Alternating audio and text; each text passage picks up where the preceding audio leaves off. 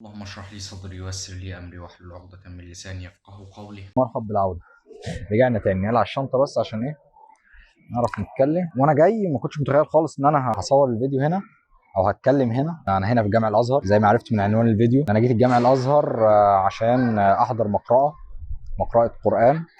كنت في المقرأة اصلا لوحدي، ما حدش جه النهارده، يعني النهارده السبت، فما كانش في حد موجود غيري. قرأت على الشيخ 3 صور كده وحب ان انا اسجل، يعني سجلت صوت، ما سجلتش فيديو، سجلت صوت. غالبا هحط الصوت ده في المقدمه، في مقدمه الفيديو ده. كان موضوع جميل جدا، كنت مبسوط جدا جدا. يعني انا قاعد حاليا في جامع الازهر اصلا، في الساحه بره. كان اصلا في سياحه وفي تصوير والناس كلها بتصور. ده اللي شجعني ان انا اصور اصلا. اتعرفت على الشيخ محمود من ائمه الجامع الازهر هنا، يعني ومن سوهاج وانا من اسيوط، قريبين جدا من بعضينا يعني. وشخص جميل، شخص جميل جدا. اتكلمنا يعني انا وهو كتير، ورحب بيا ان انا كل ما اكون قادر اجي واقعد معاه واتلو عليه القران. ربنا وحده العالم بالراحه النفسيه والانبساط اللي انا فيه دلوقتي ان انا موجود في المكان ده. بس فغالبا هادمن، يعني غالبا هادمن ان انا اجي الجامع الازهر ان شاء الله. اول مره في حياتي اجي الجامع الازهر، وغالبا هيبقى ادمان ان شاء الله باذن الله. هتلاقوني هنا على طول ان شاء الله. وان شاء الله ان شاء الله بوعد نفسي، ان شاء الله بوعد نفسي قدام الكاميرا قدامكم ان شاء الله هحفظ القران الكريم بالتجويد في اقرب وقت ان شاء الله. يعني مش هسيب الدنيا تسحلني تاني. امور تافهه جدا وامور صغيره جدا وفي حاجات كبيره هتضيع مني. فلا، لا، مش هسيب ده يحصل تاني. ان شاء الله هحفظ القران الكريم بالتجويد، وبعد ما اخلص التجويد هبدا في التفسير ان شاء الله باذن الله. ابدا احفظ تفسير القران الكريم. قابل ربنا ان شاء الله بالتفسير والتجويد. يبقى عندي 2 بيشفعوا لي يوم القيامه ان شاء الله. الرسول صلى الله عليه وسلم باذن الله على الحوض ان شاء الله. ربنا يعيني اكون منهم، من الجماهير اللي الرسول صلى الله عليه وسلم يستقبلها في الحوض، على الحوض ان شاء الله، ويسقيها من يده الشريفه. والتاني ان اللي بيحفظ القران وبيصاحب القران في الدنيا، القران بيتجسد يوم القيامه في ملاك او في انسان، الله اعلم. بس القرآن يوم القيامة بيتجسد وبيشفع هو كمان. يعني بتبقى معاك شفيع الرسول صلى الله عليه وسلم والقرآن اللي انت صاحبته في الدنيا، حتى لو صاحبه قراءة بس. قراءة، تجويد، حفظ، تعلم أو تفسير. يعني أهم ما فيهم وأقوى ما فيهم وأحسن ما فيهم التفسير.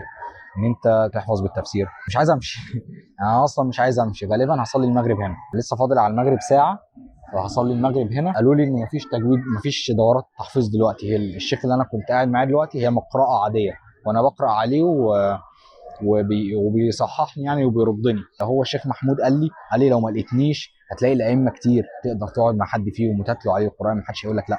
فدي حاجه جميله يعني. حاجه جميله جدا جدا جدا. هقفل الكلام هنا وهرجع البيت ان شاء الله اكمل كلام. عايز اخد كام شوت بي رول كده مع المسجد، اخد كام شوت بي رول كده مع المسجد. بجد بجد بدعوكم ان انتوا تيجوا هنا في اجانب بيجوا سياحه. تعالى خش جامع الازهر وشوف الروحانيات وشوف الجمال اللي فيه، بس مش اكتر. فهقفل الكلام هنا وهاخد كام مشهد بي رول كده وارجع لكم تاني. بسم الله الرحمن الرحيم. الحمد لله رب العالمين الرحمن الرحيم. هنقول الذال والظاء والثاء تخرج من طرف اللسان، جمعوا في أكثر من آية في القرآن. من ضمن هذه الآيات الآية في سورة المرسلات: انطلقوا إلى ظل ذي ثلاث، الظاء والذال والثاء.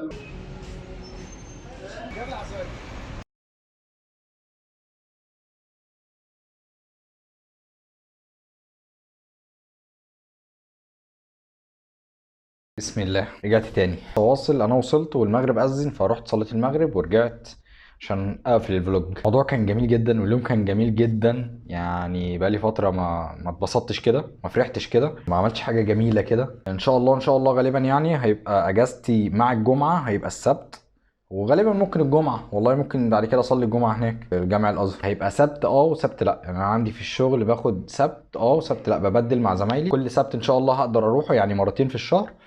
هكون قادر ان انا اروح الجامع الازهر. المقرأة هو ده كده مش درس قرآن ولا تحفيظ قرآن، هي دي مقرأة بتلو على الشيخ وهو بيصحح لي وبس. ولو انا حابب احفظ مع نفسي بحفظ وبتلو عليه اللي انا حفظته. فده نوع من انواع الحفظ برضه هناك في الجامع الازهر. هو الحفظ في الجامع الازهر هناك نوعين: نوع المقرأة ده ونوع الدروس. الله المستعان في اللي جاي ان شاء الله، جاي احسن باذن الله. بس دي كانت كل حاجه النهارده باختصار. كل ما اكون قادر ان انا انزل الجامع الازهر تاني ان شاء الله هنزل. والله المستعان، الله المستعان. ما تنساش اللايك والفولو وفعل زر الجرس عشان يوصلك كل جديد. سلام.